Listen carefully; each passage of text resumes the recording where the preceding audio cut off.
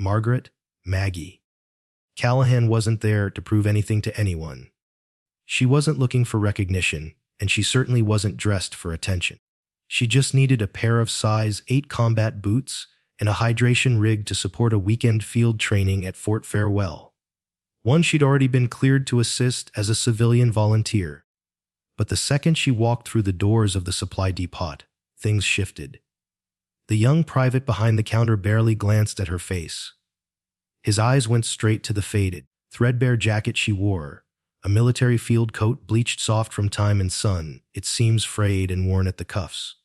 His lips curled into a smirk, and when a trio of freshly minted second lieutenants noticed the ghost of a patch on her shoulder, something barely visible, like wings or claws long faded from memory, they laughed.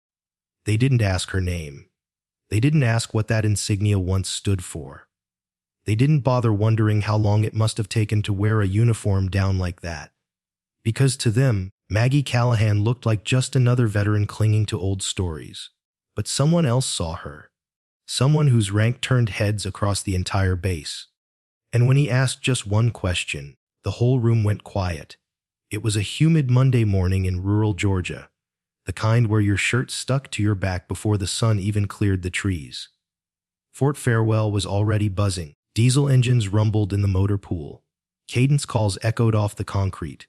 Soldiers jogged past in formation, boots pounding pavement. Maggie's old Ford pickup wheezed into a parking spot near the depot entrance. She moved with the kind of practiced calm you only get from years of service. 52 years old, with streaks of gray woven through her thick black hair, pulled back into a bun that still met regulation. Her right leg carried a slight limp, an old injury outside Mosul, where the ground had slammed up at her during a rough nighttime landing. She'd been out of the Army for 8 years. But habits stuck. She still scanned exits when she walked into a room, still woke up at 500 a.m. without an alarm, still folded her civilian clothes with the same precision she used for her BDUs. She wasn't wearing anything flashy, just jeans, boots, and that old Army issue jacket. The kind of coat that had seen too many sunrises in Iraq and too many sandstorms to count. The patch on her left shoulder had long faded. Nothing more than threads now, soft outlines that once meant something. But what exactly wasn't clear anymore. It wasn't the kind of patch you'd find on display at the base museum. It was the kind you only recognized if you'd been there. Around her neck, an old laminated ID card hung from a faded lanyard, the kind they stopped using when everything went digital. It was yellowed, bent at the corners, and utterly unremarkable to anyone who didn't know better. She walked through the depot doors just as the morning rush was peaking.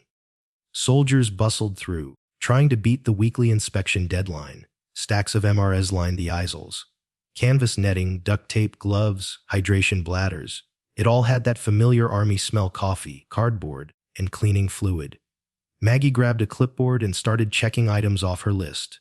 Simple gear, nothing fancy. Just the kind of stuff that kept troops hydrated, protected, and prepared.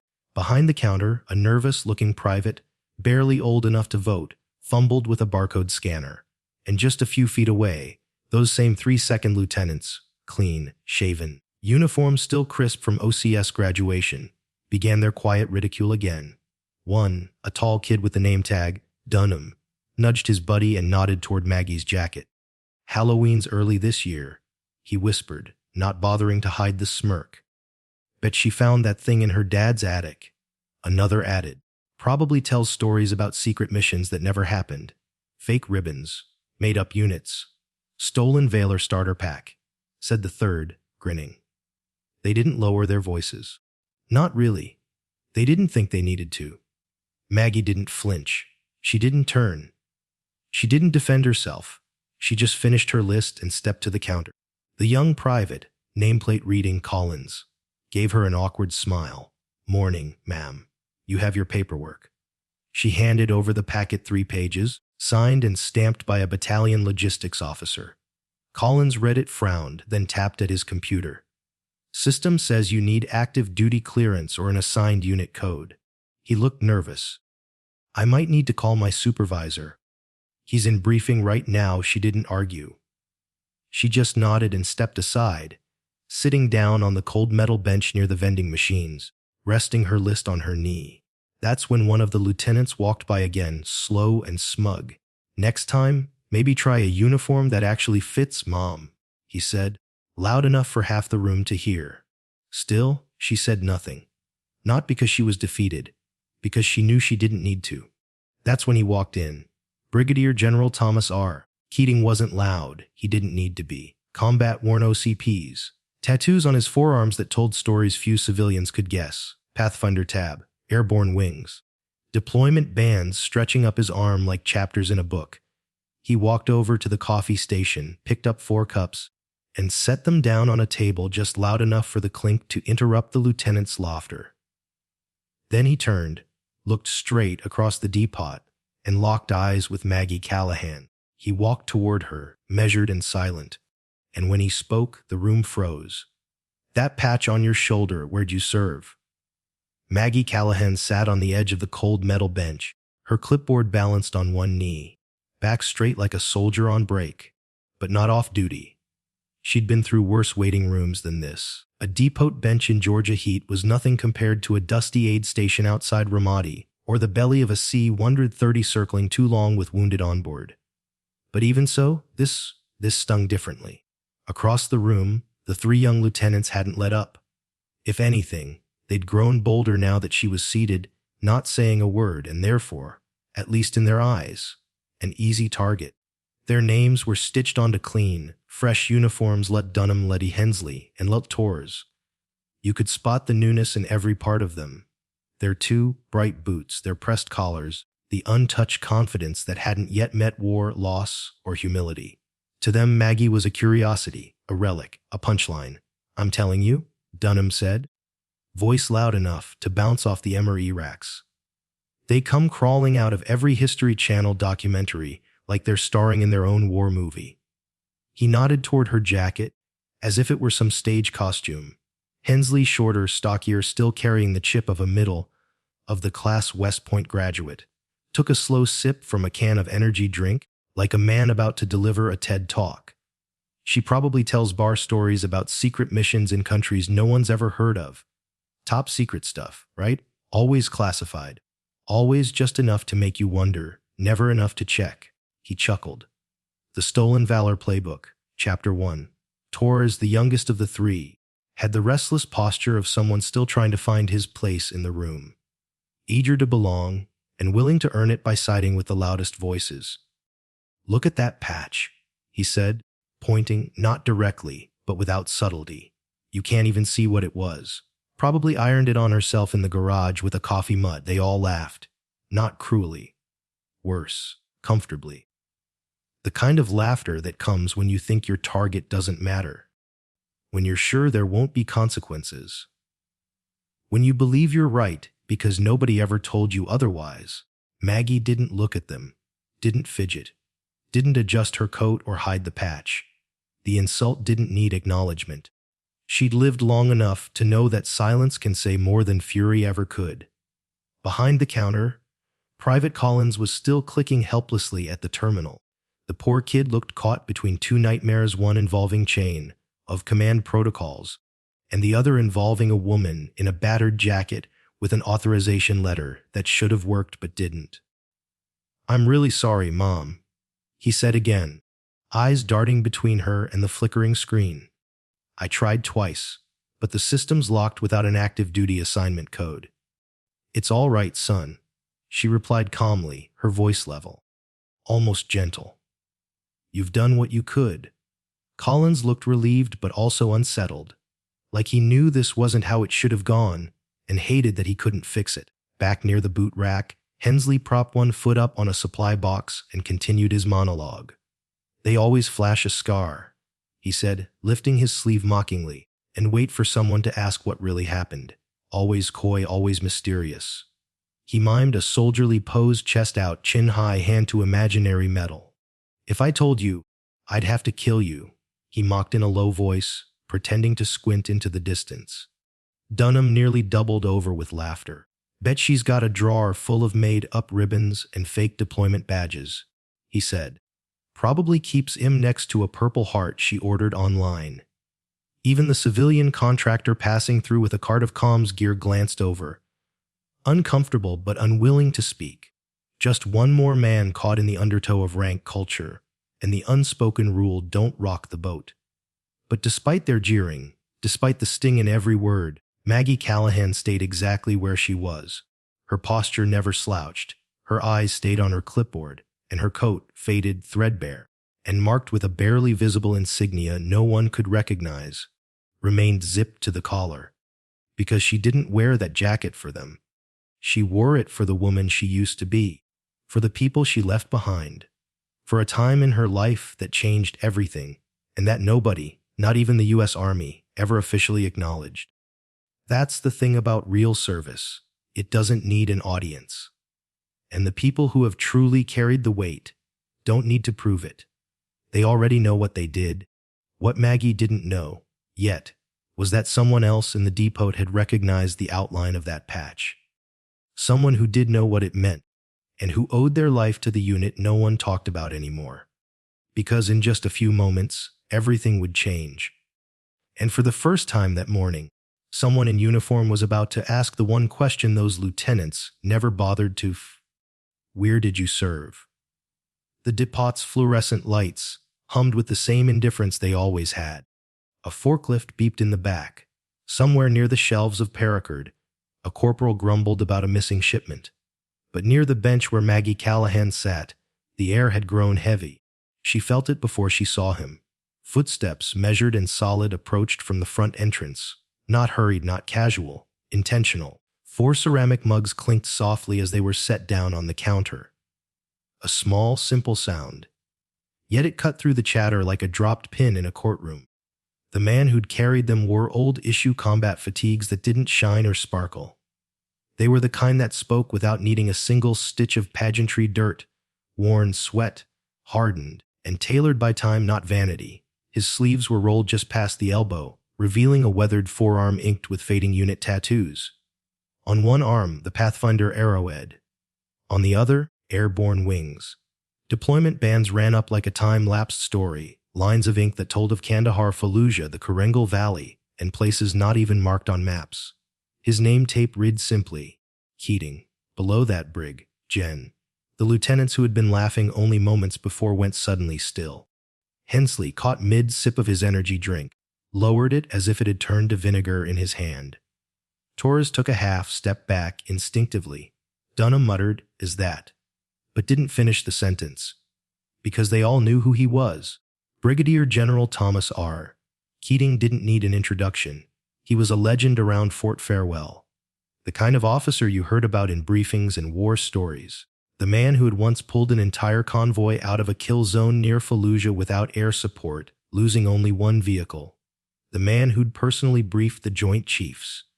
The man who, when he walked in a room, made other men stand straighter, even without a word. And right now he wasn't looking at them. He was looking at her. He crossed the depot without a sound, not fast, but with complete purpose. Stopped a few feet from the bench, stood still long enough that his shadow spilled over Maggie's shoulders. And then, in a voice not loud but deeply firm, he said just one sentence. "That patch on your shoulder, where'd you serve?" Maggie didn't turn right away. But something in her back straightened slightly. Like a tuning fork struck just right, like a frequency only a few could hear. It wasn't a question of challenge, it was a code, an invitation, a bridge built over memories few dared to cross. Her voice was quiet, but sure, started with the 519th echo, finished on Crimson Ridge. For a heartbeat the depot was silent. To Dunham, Torres, and Hensley those words meant nothing. Operation names, nonsense, phantom assignments. But to General Keating, they landed like thunder. His jaw tightened just slightly. His eyes shifted not in surprise, but in recognition. The kind of recognition you don't get from reading a file. 519th Echo Response Group. A unit that officially didn't exist. Not in the records, not on rosters. Whispers of it had circled inside the Pentagon's most secure halls. Always denied, never confirmed. They were the kind of group used only in the darkest corners of policy triple black protocol. Non-attributable. No public records, no press, and no rescue if things went sideways. Keating stepped around the bench now, kneeling slightly to be at eye level with her. Not condescending, never that. More like a soldier greeting another at a forward operating base. "I've never seen that patch in the wild," he said quietly. "Not since Kandahar." Maggie looked him in the eye, and for the first time that morning, the weight of everything she carried flickered to the surface. Not just the physical scars, the limp, the threadbare sleeve, the faint white line at her neck, but the deeper ones. The ones that came from doing what needed to be done, knowing no one would ever speak of it again. "It existed for 7 years," she said. "Then half of us were folded into phantom units. The rest got debriefed into silence." Keating didn't respond at first. He didn't need to. The air between them wasn't filled with words. It was filled with knowing. The kind of knowing you only get from walking into gunfire when you don't have orders. The kind of knowing that doesn't fade with medals or debriefings. Behind them, the depot had gone still. Even the forklift had stopped beeping. Private Collins, frozen behind his screen, stared wide-eyed. No one had moved. No one had spoken. They were all watching something they didn't understand. But they could feel it. They could feel the shift. Because this wasn't some confused veteran in a thrift store jacket anymore. This was a warrior. And now someone finally saw her. Keating straightened up slowly. His voice carried now, firm, directed, unmistakable in tone. "I need whoever's in charge of this facility now." A sergeant major came hustling from the back office, sensing immediately that this wasn't a drill or a PR stunt. His eyes landed on Maggie's shoulder. The nearly invisible patch, his face changed. General Keating turned slightly toward the room, his voice now cutting through the depot like a saber. "This is Sergeant First Class Margaret Callahan, Echo Response Group, tasked under Joint Command Operations, Crimson Ridge and Black Dune." The sergeant major nodded solemnly. "Understood, sir. She is to receive full cooperation, effective immediately. No forms, no delays, no questions. Direct order from a flag officer. Yes, sir." And just like that, the laughter died. General Keating didn't shout. He didn't raise his voice, bang a fist, or call attention to himself in the way lesser men in uniform sometimes did. He didn't have to. Because when he spoke, the words cut through the depot like the wind before a storm. "October 15th, 2011, he began, his voice firm and steady. "Crimson Ridge, our convoy got pinned. 3 Humvees, 57 souls, including 3 medics and 2 combat engineers. No air support, no extraction window, no comm, no hope." He turned toward the supply sergeant and the 3 stunned lieutenants, now standing so stiff you could have propped rifles on their shoulders. "We were boxed in," he said, eyes distant now, not reliving a memory, but invoking it with surgical clarity. "Taliban fighters had the high ground on all sides, RPGs, machine guns, closing fast. We had wounded in every truck, ammunition running dry. The air in the depot had changed. No more joking. No more coffee slurping banter from the junior officers. Even the usually bored forklift driver had shut off his engine. Then," Keating said, pausing just long enough for every pair of eyes to land on Maggie Callahan, out of nowhere, a unit hit them from the ravine.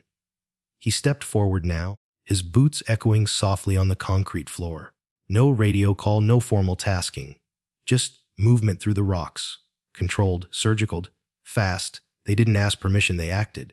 They took the fire that was meant for us and bought us time to reach the LZ. He pointed slowly and deliberately at the almost invisible outline on Maggie's left shoulder. It was Echo Response. A murmur passed through the depot like wind across tall grass. Maggie sat still, silent, her eyes forward, but her fingers tightened slightly on her clipboard. Keating looked around the room, his eyes, sharp and calculating, swept across the ranks and faces like he was inspecting formation. "That unit doesn't appear in your training manuals," he said. "It's not in your databases. Hell, half the Pentagon thinks it never existed." He turned toward Private Collins at the register. "But I know it existed." He turned back to Maggie now, his voice lowering just slightly. "Because without them, without her, I wouldn't be standing here today." The silence that followed was so complete, even the hum of the lights felt muted. Collins looked like he was about to cry. Hensley had gone pale. Torres stared at the floor like he hoped it would swallow him whole. Dunham's confident smirk was long gone, replaced by the stunned blankness of a man who'd just realized he'd mocked someone who once stood between life and death, and chose life for someone else. Keating turned to the sergeant major. Effective immediately, Sergeant First Class Callahan is to receive full logistical support. She doesn't wait in line. She doesn't fill out forms. If she needs boots, you hand her boots. If she needs a truck, you gas it up. If she asks for coffee, you pour it hot. The sergeant major gave a crisp nod, shoulders squared. Understood, sir? She's not a guest, Keating added. She's part of the reason this flag still flies. Even the veteran contractor from earlier, the one who had vanished into the back when he saw Maggie's patch, emerged now, standing at attention near the tool racks. Something in his eyes said he knew too. Private Collins practically tripped over himself reaching for the override codes on his console. His hands flew over the keys, his voice shaky. You're all set, ma'am. Boots, gloves, hydration pack, all issued, all cleared. A supply tech hustled from the back with a sealed gear bag. Everything inside was brand new, regulation perfect. Collins gently set it beside Maggie like it was an offering, and still she said nothing. Until one of the lieutenants, Dunham, approached. His body moved stiffly like every step was a penance. He stopped at a respectful distance, hands clasped behind his back. Mom, he said, his voice brittle. I want to apologize. I didn't know. I didn't. Maggie looked up. Not angry, not even tired, just certain. Her reply came without venom but also without softness. You didn't ask. Dunham nodded, swallowing hard. Yes, Mom. A pause. Then she said one more thing, quietly, but it struck deeper than any rebuke. Well, I'll come up through something. Next time, ask first. General Keating gave her one final nod, then turned toward the exit. But not before addressing the room once more. Consider this depot corrected. And with that, he walked away. As the automatic doors hissed closed behind him, the supply depot didn't return to normal. It couldn't. Something unspoken had shifted. A lesson had been delivered, not through a lecture or a training slide, but through the presence of someone who had earned their silence. Maggie Callahan stood slowly, her boots in one hand, hydration pack slung over one shoulder, the same jacket on her back. But now no one mocked it. Now they knew what it meant. The gear bag landed on the counter with a soft thud. Clean, sealed, freshly issued, standard Army regulation, boots size 8, hydration pack brand new, work gloves unscuffed, no waiting, no forms, no apologies required. Private Collins, who just minutes ago had been nervously caught between protocol and pressure, now stood at full attention behind the counter, his face flushed, his hand hovering near the keyboard like the screen might bite if he got another keystroke wrong. Ma'am, he said carefully, voice low. Everything's in order. You're cleared to go. Maggie Callahan didn't say much. She simply nodded, took the gear, and adjusted the strap over her shoulder with the quiet efficiency of someone who'd done this routine hundreds of times before. Just not like this. Across the room, the depot had slowly begun to reboot. Soldiers returned to sorting gear. Paperwork was shuffled. Radios crackled back to life. But the atmosphere had changed. Now, when they looked at her jacket, they didn't see a thrift store oddity. They saw the outline of a truth they had ignored. They saw a story not told, but earned. And then the young officer who had started it all approached. Lieutenant Jeremy Dunham had the posture of someone walking toward a courtroom. His steps were stiff, his eyes fixed somewhere between the floor tiles and the ceiling beams. The two other lieutenants stayed back, frozen in a mix of guilt and fear, but it was clear they all felt the same heat in their chests. Dunham stopped about 3 feet from Maggie. Close enough to speak, far enough to show respect. He cleared his throat, hands clasped behind his back. Ma'am, he began, almost whispering, I want to apologize. I didn't know who you were. Maggie looked up at him for the first time, not with anger, not even disappointment, just that same unwavering calm. The kind forged in fire and pressure. Her eyes held his for a long moment. Then she spoke, just 2 words. You didn't ask. And in that moment, those words hit harder than anything she could have screamed. No lecture, no scolding. Just the plain, immovable truth he'd seen an old jacket and made up a whole story, never once bothering to ask what it actually meant. Dunham swallowed hard. Yes, ma'am, he said, and this time the words came with weight. She didn't smile. She didn't nod to comfort him. But she also didn't drag it out. After a beat, she added softly, "We all come up through something. Maybe next time, just ask first." And with that, it was done. Not forgotten, but understood. No one offered her a ceremony, no trumpets, no flag folding, no grand presentation in front of the command staff. But as she turned toward the exit, something much rarer happened. No one got in her way. There were no more smirks, no more side glances, no more whispered jokes. Even the warrant officer from earlier, the one who had mocked her patch with theatrical sarcasm, stood rigid as she passed. His mouth didn't move, but his eyes held something new: respect, the kind that didn't need words. Maggie pushed through the depot's automatic doors and stepped out into the Georgia heat. It hit her like a wave. Sticky, unforgiving, thick with the scent of diesel and dust. But for the first time that morning, it didn't weigh her down. Her jacket, heavy with memory, didn't feel out of place anymore. It felt earned. As she made her way across the lot toward her old Ford pickup sitting half, baked under the sun, she heard footsteps behind her, quiet, familiar. She didn't have to turn to know who it was. General Keating had fallen into step beside her, just like they were on patrol again. Two veterans walking a path only they really understood. They didn't speak for a while. Just the crunch of gravel beneath their boots, the hum of life behind them, and the whisper of something old being made right. Near her truck, they finally stopped. The air shimmered with heat above the asphalt. Cicadas buzzed in the trees. Keating looked at her, not as a superior, not as a general, but as a man who'd once been on the receiving end of a miracle. "There's a joint ops training coming up next month," he said quietly.